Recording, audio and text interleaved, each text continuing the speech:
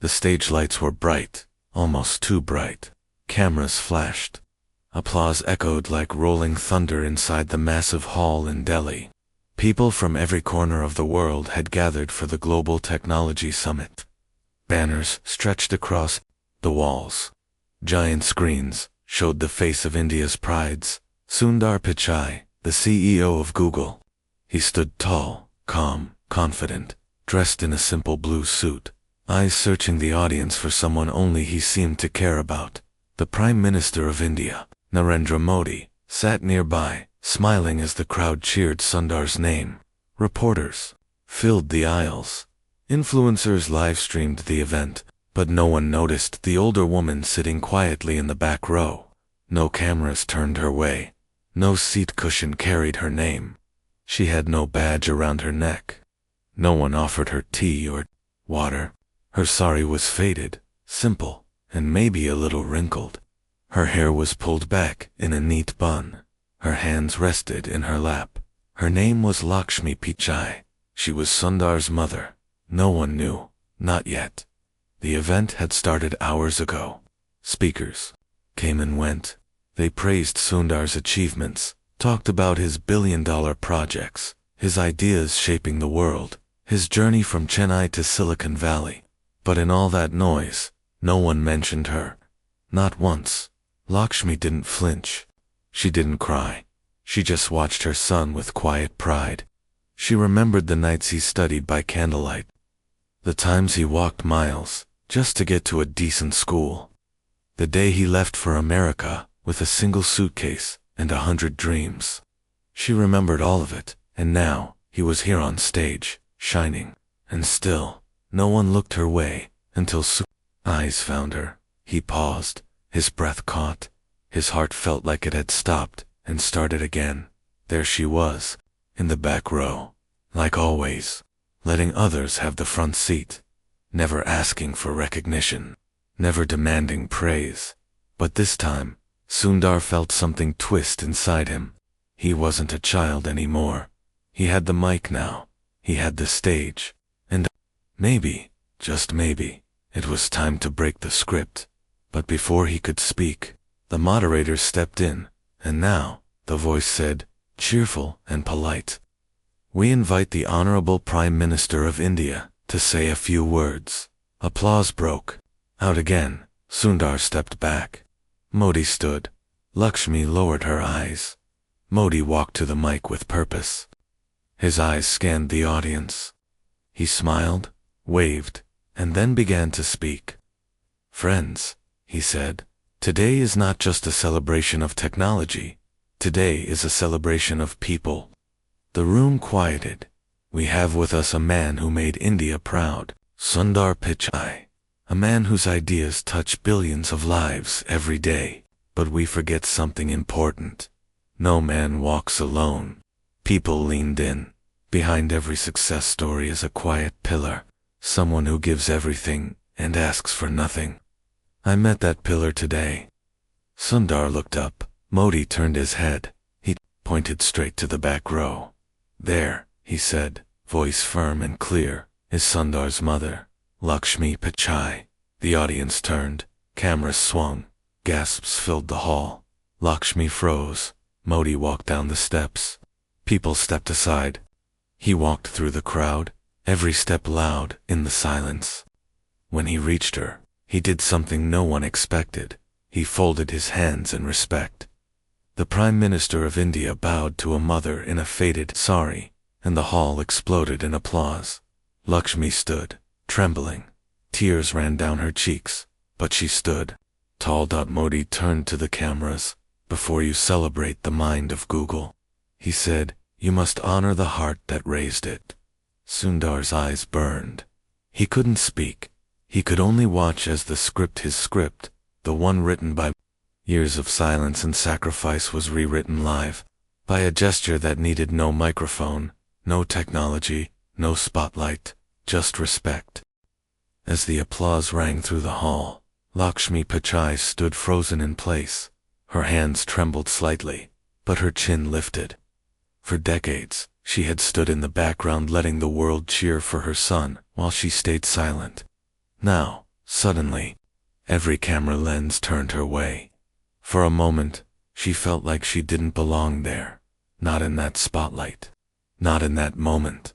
But Modi's bow had changed something. People began whispering around her. Journalists asked, "Is that really?" Her others snapped pictures, trying not to be rude but unable to look away. A few organizers rushed to her side, offering her a better seat, water, and nervous apologies. But Lakshmi simply smiled and shook her head. "I'm fine here," she said softly. "I've always seen him best from the back." Her voice was calm, but inside her, a storm of emotion swirled. Back on stage, Sundar had wiped his eyes. He returned to the mic, and for the first time that day, he spoke without any notes. No corporate language. No planned message. Just heart. "My mother," he began, his voice a little shaky, "never asked for attention. Never asked for anything, really. Not even when we had nothing." The room was silent again. "She taught me how to see the world, not just through books, but through kindness. Through hard work. She made sure I had everything even if it meant she went without." Lakshmi looked down. Her eyes were full. Sundar continued, "When I was young, we didn't have a phone. We didn't even have a fridge. But we had dreams. And those dreams were shaped by her hands. Hands that cooked, cleaned, worked, and comforted." People started clapping again, slowly, respectfully. "So if you think I'm the product of Silicon Valley," Sundar said, "you're wrong. I'm the product of a mother who never gave up." Modi, standing nearby, nodded slowly. Then Sundar paused. His eyes scanned the crowd again. "And I want to say something not just to you, Amma," he said, "but to every parent watching this." He turned to the cameras. "Your child may one day walk the world stage, but they will always carry your footsteps inside them." Lakshmi's hand flew to her mouth. Others wiped tears too. And in that moment, the summit was no longer just about technology. It was about humanity. After the speech ended, and the lights dimmed, organizers ushered Lakshmi backstage. Sundar met her there, finally, after hours of being pulled in every direction. He walked quickly, almost running.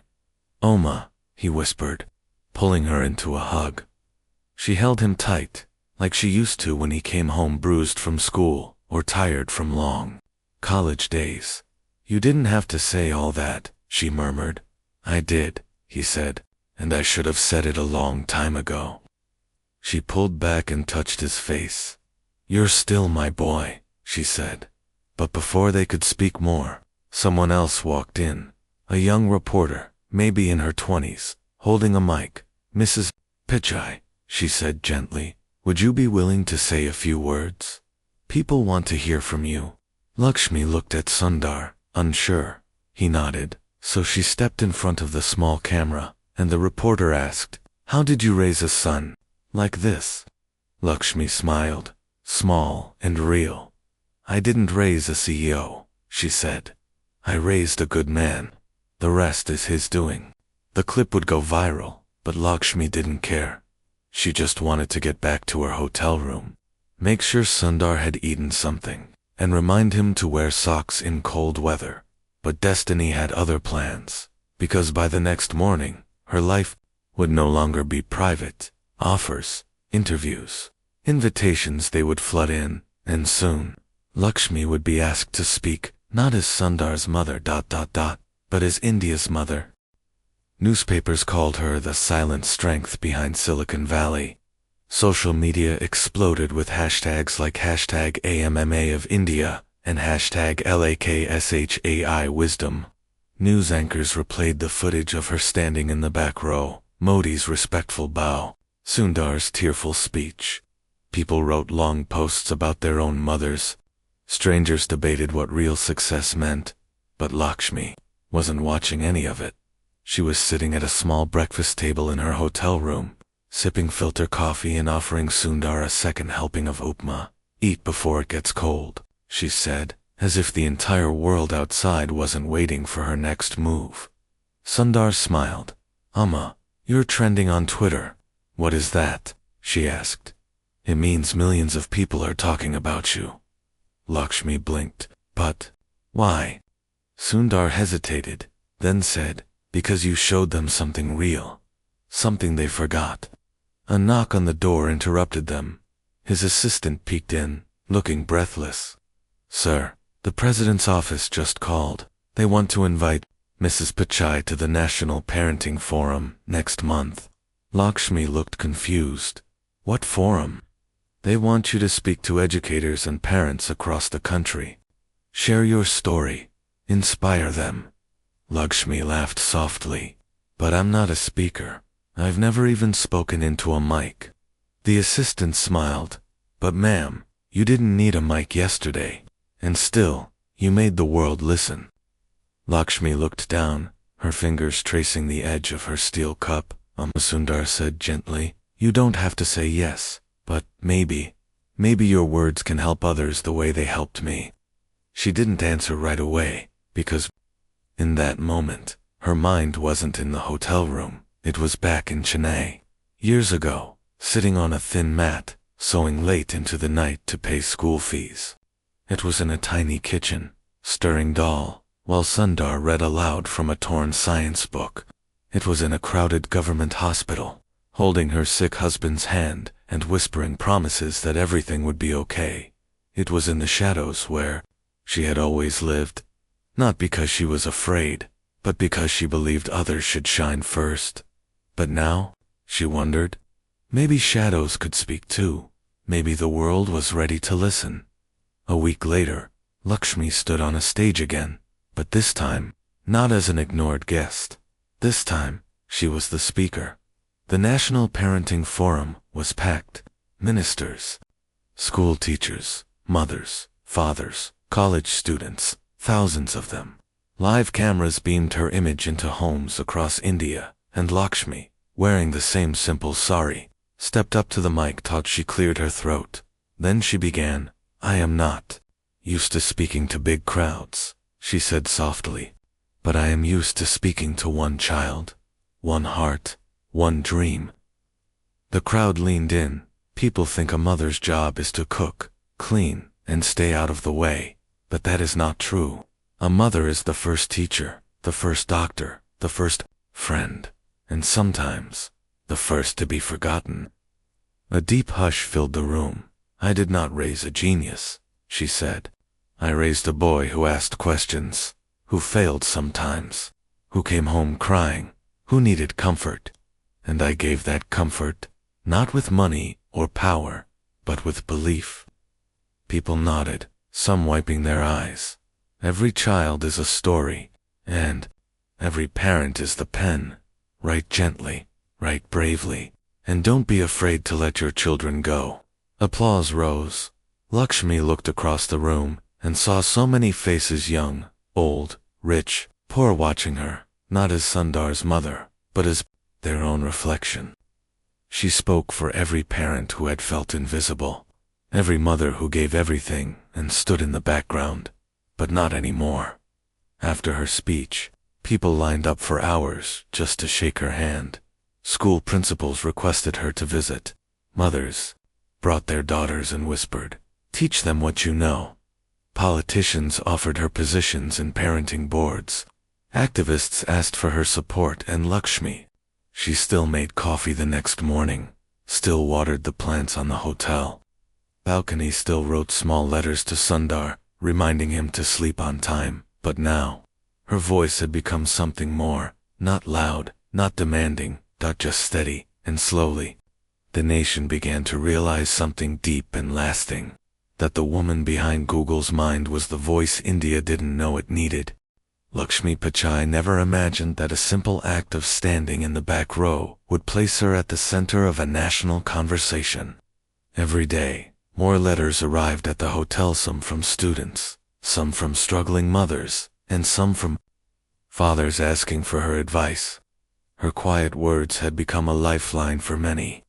People began calling her Uma of the nation, and while she still didn't fully understand what viral meant, she could feel the shift. But Lakshmi didn't want fame. She wanted change. One evening, as the sun dipped below the horizon, she sat beside Sundar on a bench outside their hotel. The city moved around them, cars honking, people rushing, but for a moment, it felt like time had slowed. "They keep calling me a leader," she said, her voice calm. "Because you are," Sundar replied. She looked at him. "No, I am a mother. I see problems like a mother." "Which is exactly what we need," he said. Lakshmi sighed and looked down at her hands. "I keep thinking about that girl in the second row," she whispered. "During my speech, she kept crying. I don't know why, but I felt her pain." Sundar nodded. "Her name is Anya. She lost her mother last year. She said your words reminded her of what love feels like." Lakshmi's chest tightened. "Then we must do something," she said. "Not for crowds, not for speeches, but for hearts like hers." The very next day, Lakshmi made a quiet request. She didn't want more press conferences. She didn't want political invitations. She wanted to visit a government school. No cameras, no reporters, just children. And so, a visit was arranged in secret. When Lakshmi entered the school, the principal ran out, flustered. "Ma'am, we didn't expect." Lakshmi smiled. "It's all right. I didn't come to be treated special. I came to listen." She walked barefoot inside, her sari brushing against the dusty floor. Children peeked out from classroom doors. Some whispered, others stared. No one expected this grandmother-like woman to walk in and sit on the floor with them, but she did. She sat among them, cross-legged, and asked, "What do you dream about?" A small boy raised his hand. "I want to fix machines." A girl whispered, "I want to be like Sundar, sir." Lakshmi smiled gently. "Then dream big, but live simply." She talked about her own school days, about patching torn notebooks with glue and hope, about studying by candlelight when the power cut out. She didn't sugarcoat the hardship. She didn't pretend it was easy. But she reminded them of something powerful. You don't need everything to become something. That sentence would stay with those children forever. After the visit, Lakshmi asked to meet the teachers. In a small staff room, she served them tea with her own hands. "You shape futures," she told them. "But who takes care of you?" A silence followed. One teacher said, "No one ever asks us that." Lakshmi took out a small diary she had, started keeping. "Then, let's ask. And let's answer it together." A few days later, Sundar received a call. The Prime Minister wanted to speak again. This time, it wasn't about Google, it was about Lakshmi. Modi said, "She's not just an inspiration, she's a movement. We want to start a national mentorship program in her name for mothers, teachers, and children."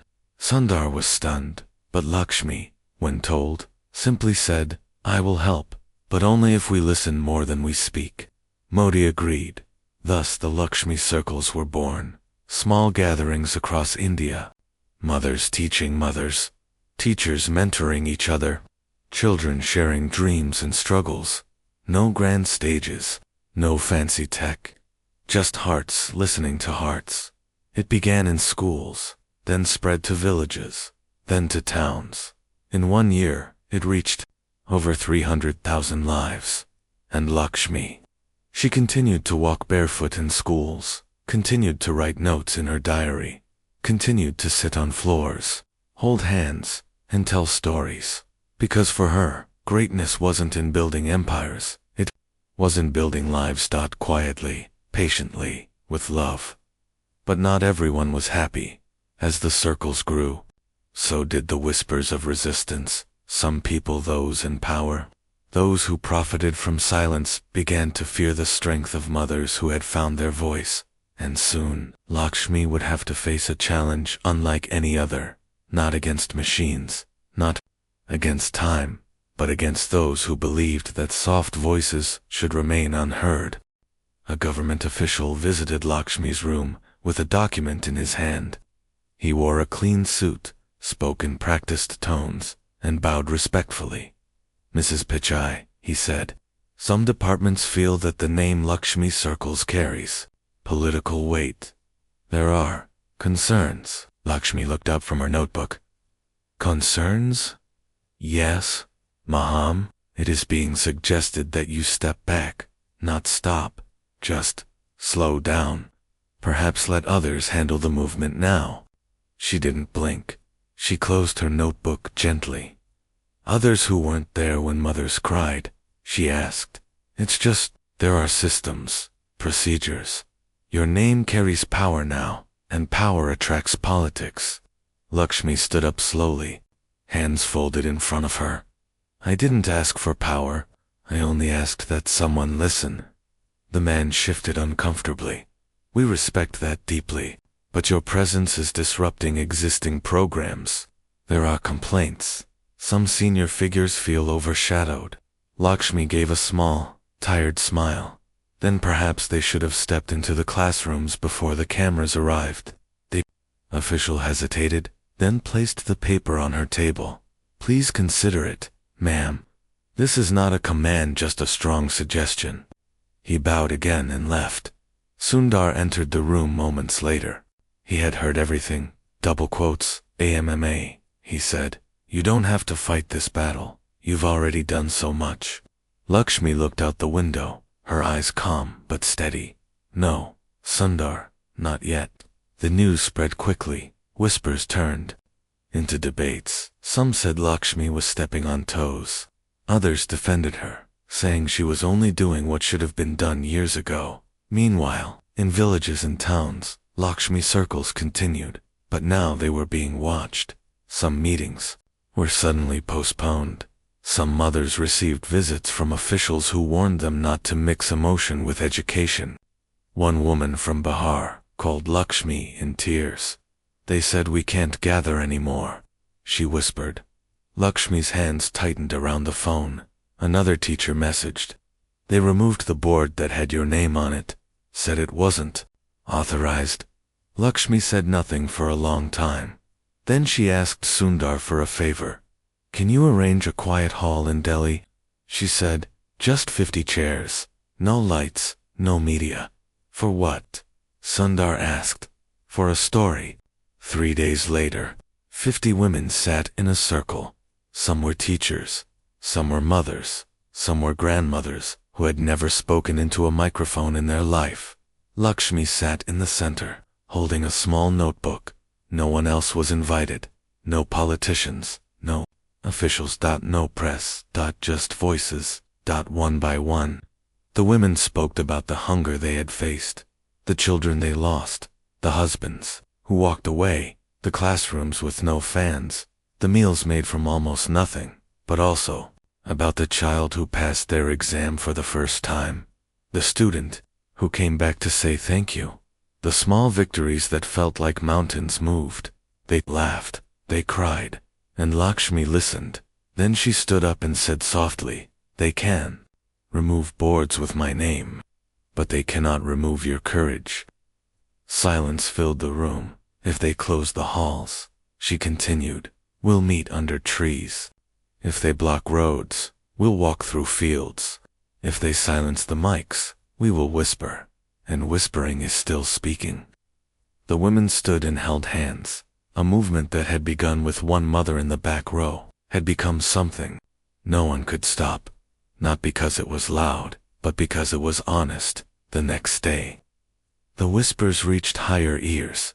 This time, not from officials, but from the people. Letters poured into offices. Schools reopened their circles. Teachers organized silent walks, holding banners that read, respect begins at home. Even college students held small gatherings where they read passages from Lakshmi's diary. Finally, the same official returned to her room, but this time, he had no papers, just folded hands. You were right, ma'am, he said. We should have listened from the start. Lakshmi simply nodded, not with pride, but with relief. Not because she had one, but because the voices she carried had finally been heard. And yet, her journey wasn't over. Not while one child still walked barefoot to school. Not while one mother still sat in silence, thinking she didn't matter. Not while hearts still needed healing, because real change doesn't happen on stages. It happens in circles, and Lakshmi was just getting started. Rain tapped gently against the window as Lakshmi Pichai sat in her small study. Outside, the world continued spinning faster than ever. Articles still came out every week calling her the mother of quiet revolutions. Schools across the country had reopened their Lakshmi circles with more strength than before. University programs had begun offering a course inspired by her story. Even abroad, people were writing books about the soft-spoken woman who had changed India without raising her voice. But Lakshmi wasn't thinking about awards or titles. She was thinking about a child named Meena. N.A. had written a letter from a village deep in Tamil Nadu. It was handwritten in pencil. Crooked lines, little drawings in the corners. The letter said, "Dear Amma Ji, my mother cries at night. She thinks no one sees her. I see her, but she doesn't believe me. Can you? Please tell her she is important." Lakshmi folded the letter carefully and held it to her chest. The movement had reached millions. But this one letter broke something deep inside her. Because that mother crying in the dark was the woman she used to be. A week later, Lakshmi arrived at Meena's village.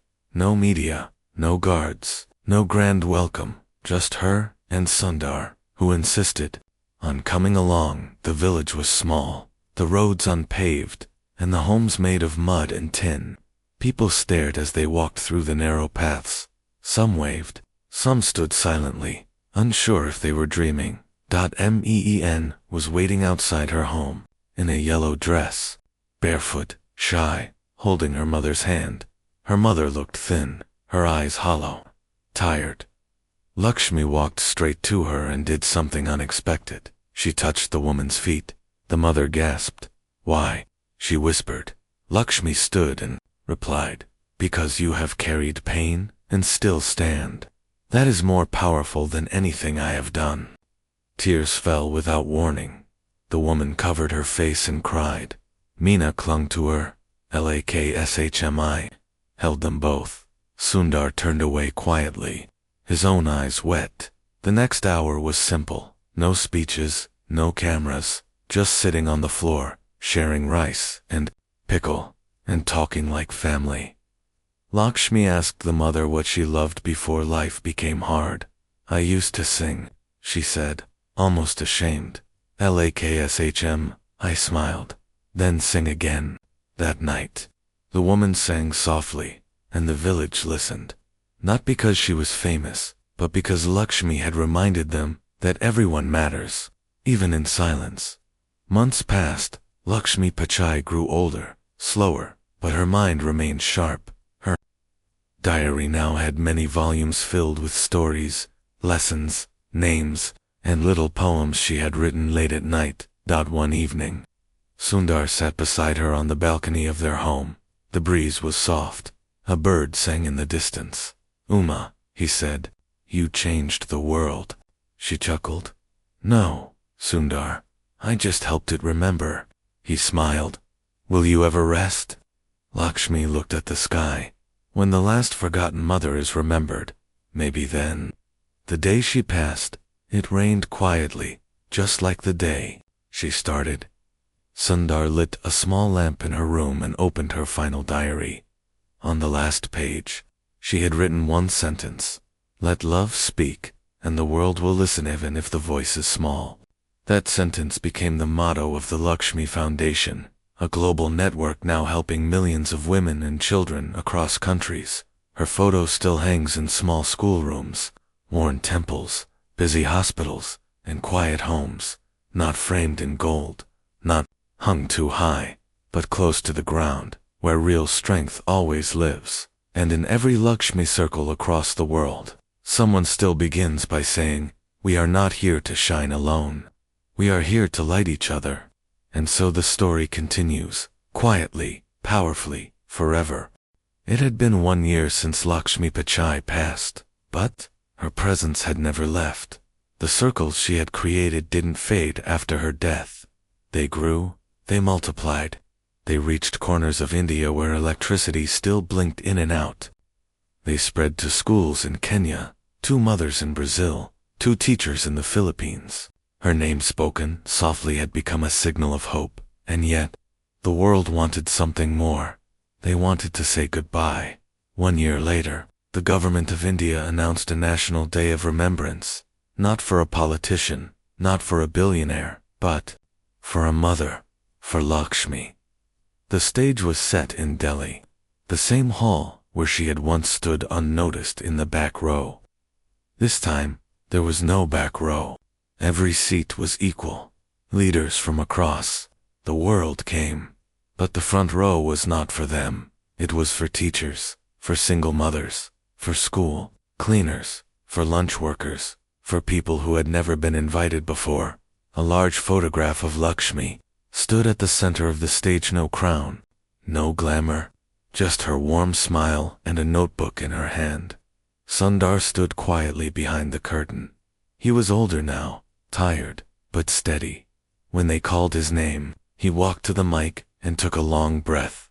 The hall was completely silent, and he spoke not as the CEO of Google, but as a son. "My mother taught me the value of silence," he said.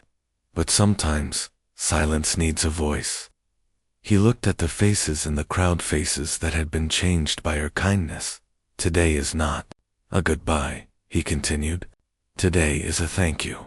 Thank you to every woman who held her family together when the world didn't notice. Thank you to every teacher who stayed late after school. Thank you to every forgotten name who taught someone else how to rise." The lights dimmed, and on every screen, around the world, a message appeared in her handwriting. "Your hands matter. Your love builds the future.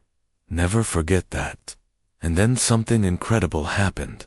People stood up, not clapping, not shouting, but placing their right hand over their heart in silence. From the smallest villages in India to large cities in America, from classrooms to train stations, people stood still for 1 full minute.